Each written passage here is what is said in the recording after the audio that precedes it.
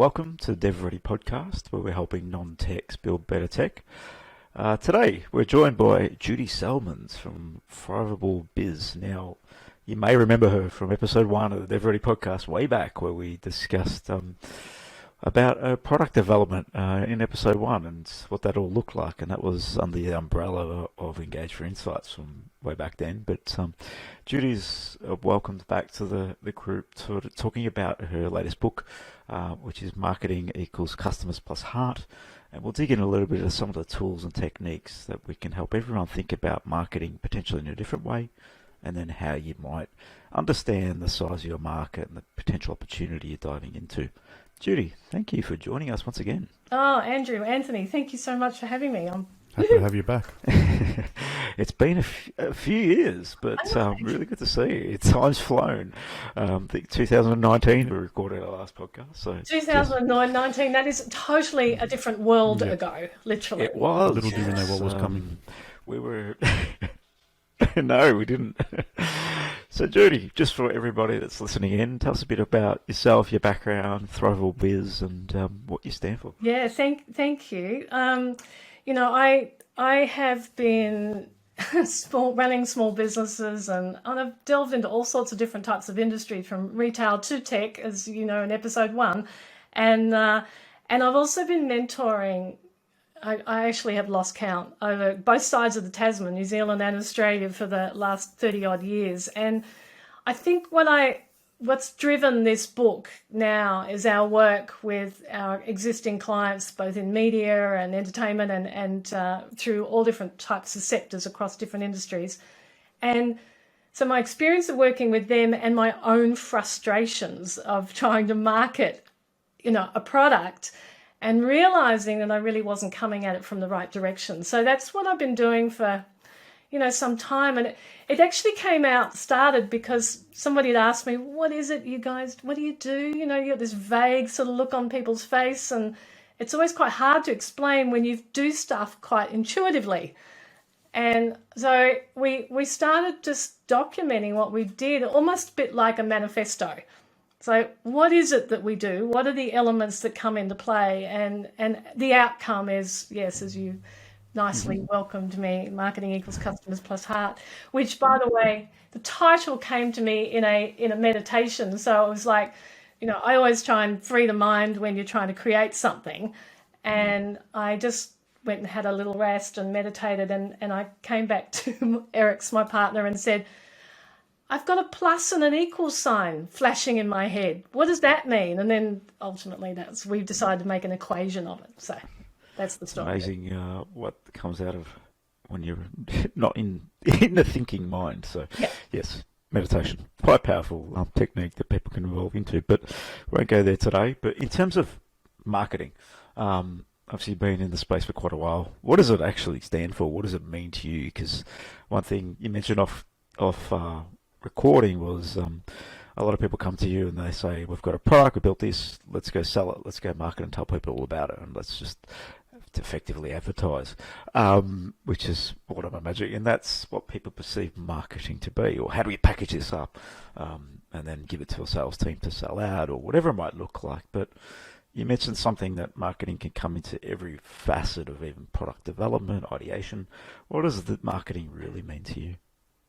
Andrew, I think that's where the starting point is. That you're right, because if you start, most people are passionate about something. They have a passion and they think, oh, that'll be a really good idea, particularly at the moment when all these people are going, I just want to work for myself now. I don't want to be working in corporate. So there's such this big drive to be self-employed at the moment. And maybe they've been dreaming up a tech idea that's been churning around in their head. Mm-hmm. But where is the reasoning for that idea? So has it come from, and sometimes it can come from your own need, which is fine, and that's where ours came from, but there wasn't a strong enough market need. So exactly. Yes. And that is ultimately the big problem. So if we are coming at our business from, I've got this great idea. Me and the mates were at the pub and we were sitting behind the coaster and we've written down these notes. We're going to do this big tech thing, right? We're going to go out and create this thing. It's going to be the next big Uber, right? So they go and create it, they become fixated and so passionate, and that's good, but it's also negative. So what happens to those people, in my experience, is that you try and talk to them about the challenges of getting that. You almost have to get out of that passion. Don't lose it, but you have to step outside of that passion and get to understand the real customer need for it and how many customers are going to want to buy it. I mean, in the end, that's what we're in business for, is to create a customer. And you can't create a customer unless you do marketing. And I think that ultimately is where we get a little unstuck. It's not about how wonderful your widget is. Yeah, it's about how good your messaging is and how it resonates with that audience, how it connects with them. Because we are living in a world now that even in a post-COVID world, or in a COVID world, we're going to be living with COVID for a while, but before COVID, we always knew we had to be connected. Now it's even 10 times worse. We have to connect with people who are impacted by so much stuff. They're spending a lot more time in many cases on social. You know, a lot of the young people I'm working with, like, are just completely, they're spending all day on social. That's their business, that's their, everything they run is on these mechanisms. So, but we also want to be entertained. We need to be engaged, but you've got to be able to relate. If you can't get to that audience and really motivate them, then you don't have a business. So, and connecting with that person is a marketing function. But everything is, so the book is all about, we start with 7 stages. The first stage is understanding that everything you do in business is marketing. And I mean absolutely everything. So if you're doing an operations your plan, your systems, all of that, you don't need any of that if you don't understand your customers. So ultimately, I know how many staff you need, but all that sort of thing. Yes, there'll be arguments to that's operations. That's got nothing to do with customers. My argument is it does have everything to do with customers, because if you don't have, depending on how many customers you have, the idea of an operations is to make life better for you in order for you to deliver better product. Mm-hmm. Yeah, and that is a marketing function. So, you know, I would really literally argue that absolutely everything you do is marketing. When I'm doing financial forecasting with my clients, how can I possibly do that without understanding my marketing? And even my marketing strategy, I need to know, where is my audience? Who is my audience? Where are they? How am I going to communicate with them? Then you do your financial planning. I was talking to a guy who was a CFO for hire a couple of months back, and I was curious to what were the obstacles he would face when going into work with a small business. And he said, first thing he'll say is, where do you want to be next year? What's your potential growth? And they'll tack on, 10%, 5% increase, right, in sales. And he says, how are you going to get there? And they'll turn around and go, oh, well, we'll just have an increase in natural. I'll just get the salespeople working harder. We'll put the prices up. Done. But this is happening. This is actually really happening. And worse than that, most businesses don't have a plan at all on how to get there. So it's the bottom line is that I feel that if a startup embraced the full understanding of marketing from day one, if you understood where it fits in and that you can't actually have a forecast of where you want to be in the future without a solid understanding of what marketing is at the first instance, then how can you grow? How can you get there? You don't understand. You won't have the customer base. So you won't have the income or anyone approaching you. Exactly, Anthony. So I did an exercise recently with someone completely out of the tech industry, right? So he had a startup idea, and I've got so many examples. I'll pull on, actually, another one I'll pull on because I was thinking it might be relevant. As a young girl who came to me and she had this great idea for the product. Okay, we'll get past that. So who's your target audience? And she said, had a very, very narrow target. Nothing wrong with niching. Have no issue with that if that's where your starting place is. However, when we analysed the niche that she wanted, I said there are 821 people in New Zealand that would potentially want to buy your product. So for you to actually have any chance of breaking even, you have to sell to every single one of those people, and probably at least 2 of them a year, twice a year. Not realistic. And she went, oh, that's not going to happen. I said, no, it's clearly not. So that's what we do with the calculator. And so what I've done is I've blended our basic SAM, TAM, SOMs, which I think most tech startups would know. So that's a total addressable audience, the serviceable addressable audience, and the serviceable attainable audience. But I've blended that also with factoring in risk management, competitor analysis, number of competitors in that space, and then we've also built in life cycles. So the calculator I developed literally runs people through all these different factors, and then it just drills down. So you start with your TAM, and you go, okay, but what is it realistically that you can get to? And then you as I said, you've got to factor in a risk factor that you're young, startups, you're just fresh, you don't, all those sorts of things. And really reviewing competitors, because I have every single startup I've ever spoken to, and I'll say to them, so who are your competitors? Don't have any. No, doesn't Don't have exist. any. Oh, no, So your answer again? The answer we get. No, we get it all the time. Oh my Don't God, have any. it's so frustrating. And I said to one girl, I said, also, you don't have a business, because if you haven't got a competitor, then clearly there's no market. And she went, oh, okay. That's a Then she good backtracked, response. because I was, yes. And so I said, in what she was doing, she had squillions of competitors. If there is a need in your market today, that need is being met somehow. Yes. And that is the other place that brings up a curly, because, even with my own tech startup, I had a need in the marketplace. I identified who the key competitor was. I knew I could solve a lot of the problems for the customer, the end user. But in the end, habitual practice comes into play.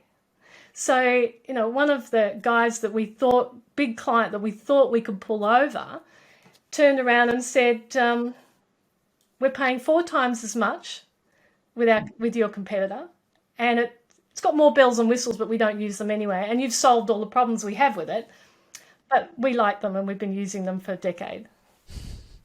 Yeah, changing technology is not that easy, especially when you have to be Once it's embedded, Exactly. and the cost of change is something you have to factor in, which is can be Exactly. change, impact very the number of people. It is a challenge. And B2B sales, yes, is slow, grinding, and you have to be there for the long yards to actually convert. Absolutely, and you need the backing to be able to get you through that stage. So that's the part I think is really hard. Is going, okay, so like when I was talking to tech funds and stuff, they wanted runs on the board in weeks, and I went, holy, this is just it's not remotely feasible to have runs on the board in weeks when you're talking to that level of clients. So bottom line is that and I don't let the calculator out of my hands. I work people through it, because it is a process and it's a learning. But that's just one aspect of it. But it's it's understanding that is definitely part of the 7 stages. That's the first part, and then we go on from there in a mind mash of interesting algorithms of what came out of our head. Okay, Judy, plenty to unpack there. Thank you. So there's a lot in that. Let's take a few steps back at a couple of notes that I wanted to explore and dive into. You mentioned that one thing around when we go into business, we're looking to create a customer. What do you mean by that? Like drive a need, find a need, understand a need, deliver an outcome to solve the need. What do you mean by creating a customer? Your sole role in business is to identify who your audience is, to make them your customer. That's your sole reason for existing. The rest of it is an outcome of having however many customers you have, your success, your bankroll, all that sort of stuff, right? So So the challenge really, I think, is, and I love the Clayton Christensen made quite famous. I know you'll know this, but the quarter-inch drill story, the jobs to be done theory. And for those of the listeners that don't understand it, every customer is hiring your product to provide a service for them of some description. So they don't. We're not talking about them just going, oh, wow, that's really cool. I'm going to go and try that out. There is a percentage, of course, the early adopters, and that's what we all rely on to get our traction. To get started, yes. But ultimately, you must satisfy that need, and you need to identify that need. And that is actually not that easy to do. And I think that's where, yes, I have a market research background, and because I've always blended that with the marketing. But if I started this podcast with, I'm going to talk about market research, all your listeners would have switched off by now, and we would be sitting here having a very boring conversation. The point is, though, that what people underestimate is the value of market research. But not only that's how you ask your market research. I think that's important, yeah, the how, not the, because you can ask them in a way to get the answers you want or expect. Exactly, Andrew. If you ask somebody, would you use this in the future? And that is the number one question that every single startup asks. Not a great question. Yes. If you do that, your family and friends, in 90% of the cases, because that's who you usually go to when you start up, hassle us because you can't afford to pay for a big panel of people. 99% of those people are going to go, oh, no, it looks really good. Then you're going to have the black hatters who are going to turn around and go, oh, that might be risky. Oh, I'm not sure if I do that. So you've got one or the other. It's like this. And so you don't get actually anything out of that. What you have to find out, and this is a really big takeaway for everybody listening. You need to find out what it is they are missing from their current providers. It's not about whether you will use something. They have no idea.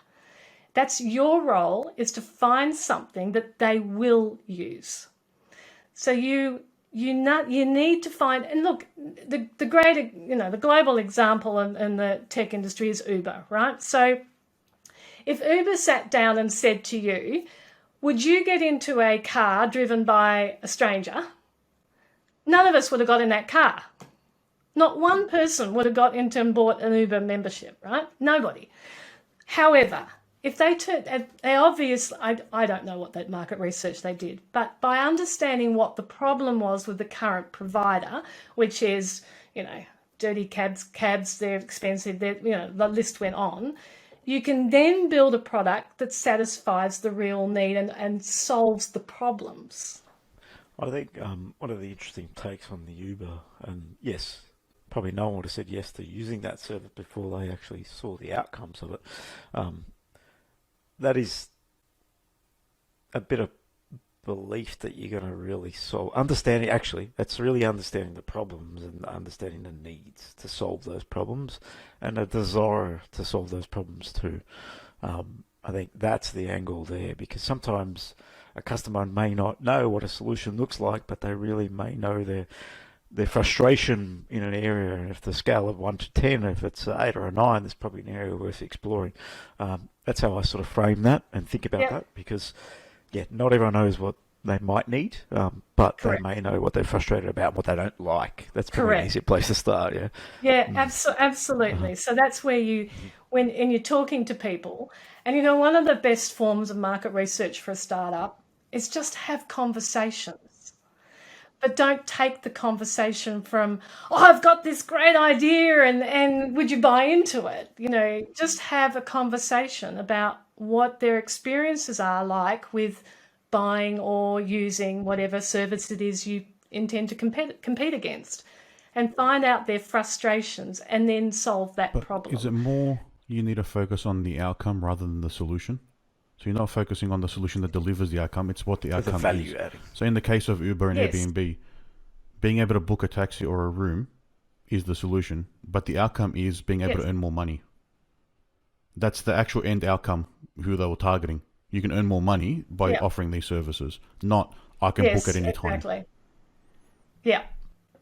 But that's the biggest problem though. Most startups make though in the market research, they're just not asking the right way. And like I had another conversation with a guy who started sharing with me his idea.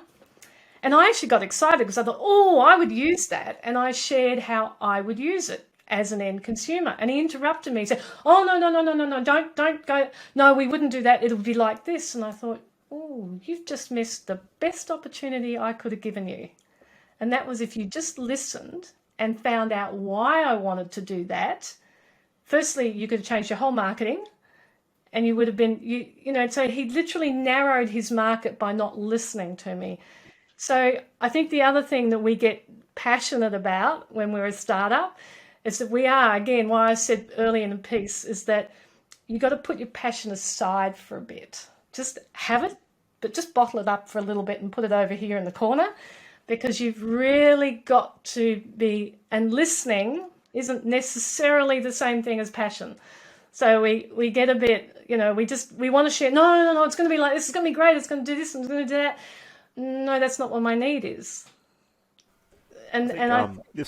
What sort of came to mind then when you said that was, we can be passionate, but I think the passion may be in the wrong area. There might be in the fear of the solution rather than the passion in the area of how do we help the person on the other end and understand the person on the other end and their challenges and problems. Because if you go in with an inquisitive mind, I find that that's a best place to frame a conversation from. Like you said, understanding where they're at, why they're sort of coming from that perspective. I think that's my sort of takeaway from the way you frame that, really. Yeah, well done, Andrew. It's nice, but yes, because but if there's a lesson to be learnt from all of this, because if your role in business is to create a customer, how are you going to do that if you don't understand them and listen to them, and actually don't then become arrogant and go, they said that, but I know better. You've actually got to act on it. And it's more than one person, of course, but you've got to build those insights, and then you might do other research, whatever. But first you've got to listen. You've got to ask the right questions.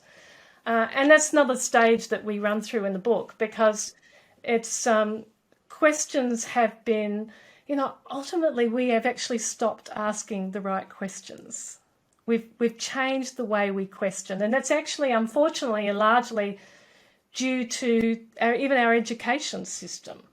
So we go to schools now, and I don't think school unfortunately has changed much since I was there, but it was like you sit in neat, nice little rows, and the teacher tells you what you're going to learn. They read from a textbook, and if you're embarrassed, because you'll either, if you ask a stupid question, your peers, your schoolmates are going to give you hell, and you're going to get bullied in recess, or your teacher's going to, make you feel a bit idiot. So unfortunately, we're almost trained not to ask questions anymore. And it's the curious, inquisitive, as you said, Andrew, questioning. So I can't remember his name now, but there's a guy that I read about innovation and how he helps companies go in innovation. Basically, he acts like a child and walks through and says, why are you doing that?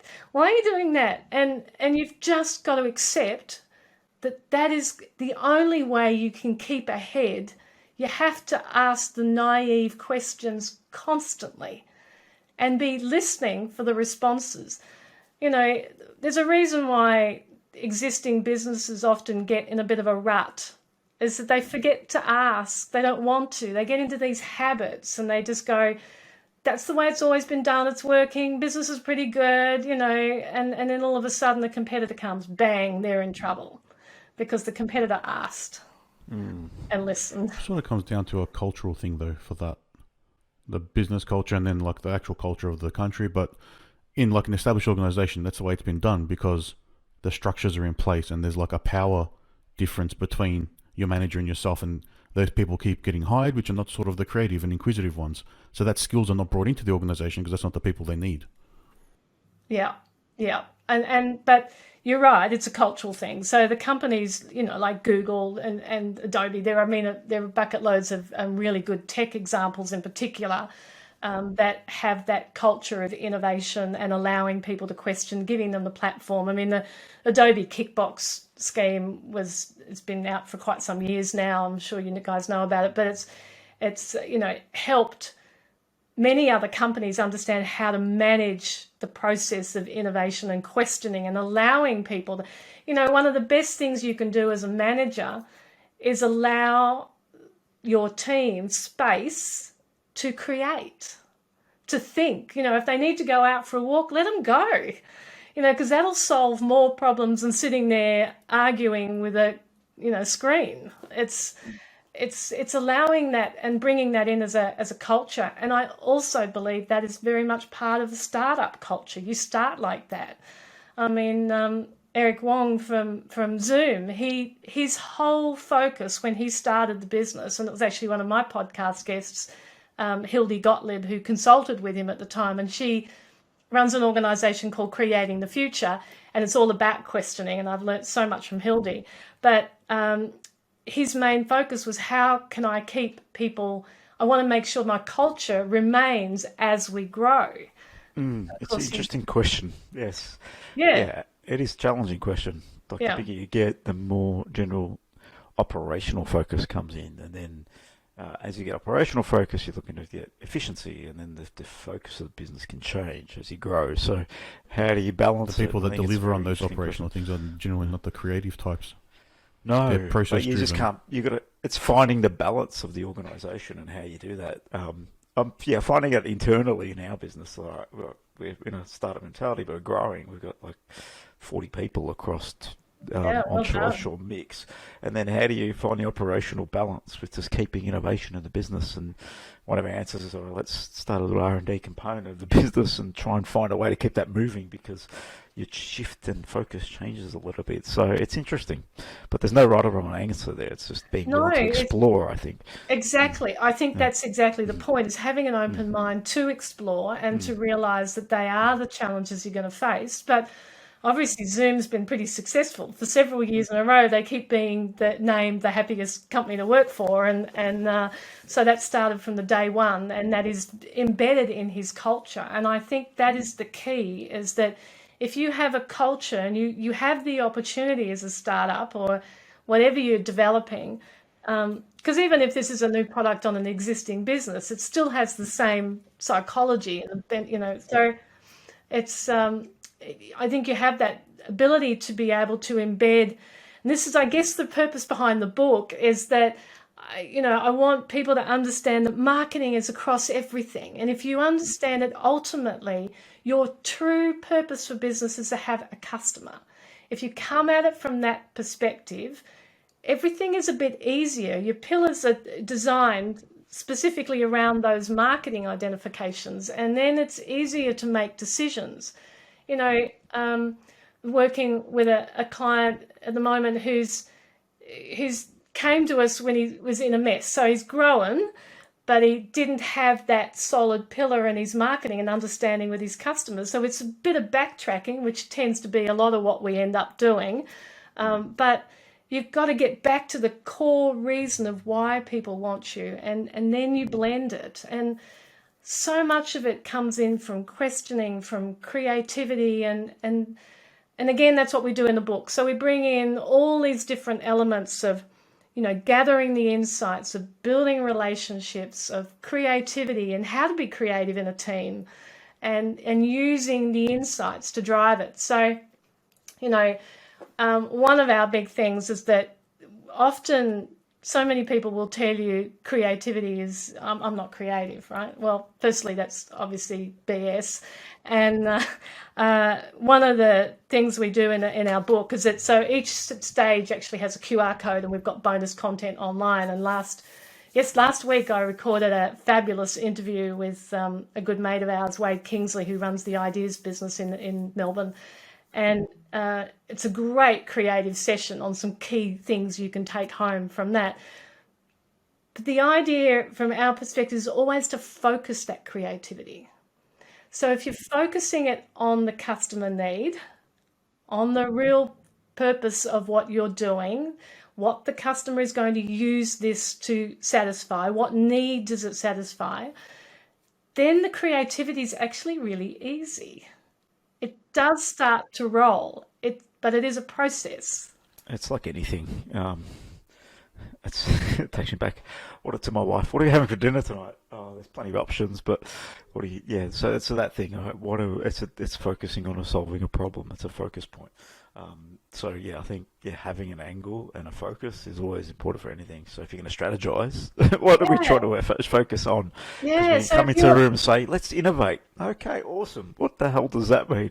Let's at least put a box around it so people can think in it, and then obviously bring their other thoughts to it. Just open it up. But yeah, you need a box, otherwise it's challenging.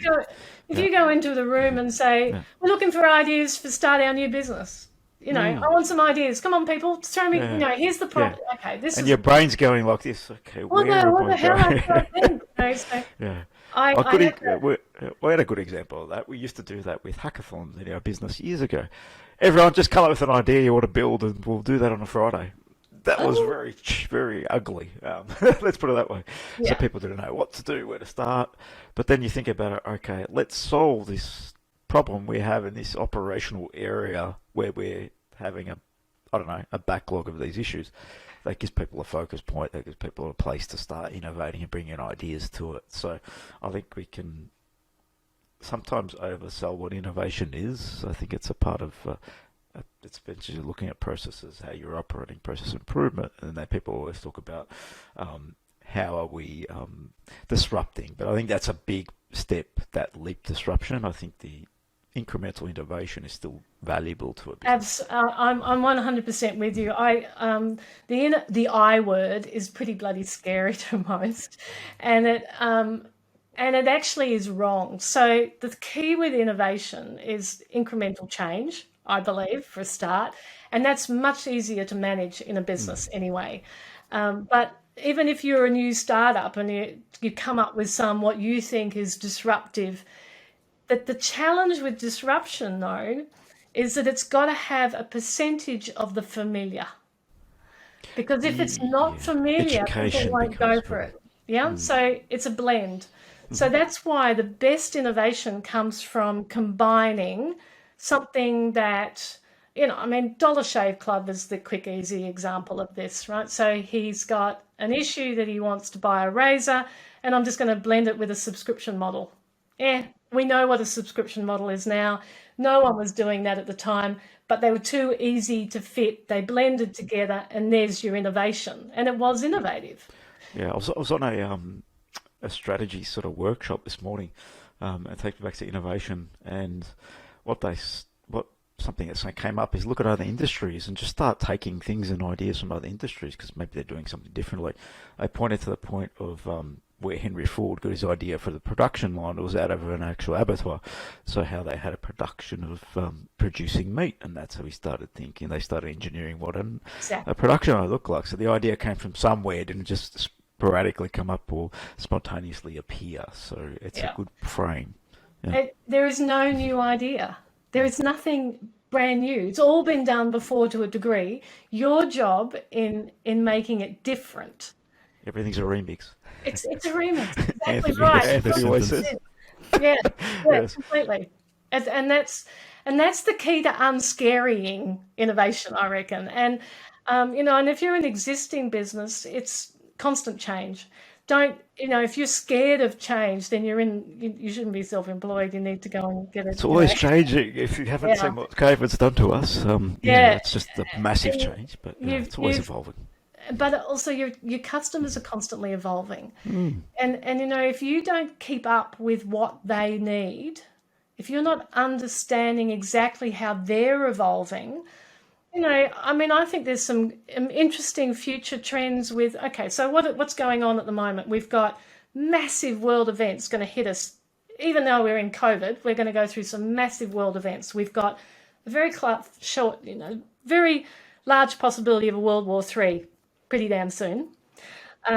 We have got major global climate change issues that are going to keep affecting us now for pretty much the rest of our lives. And so that's going to constantly challenge us.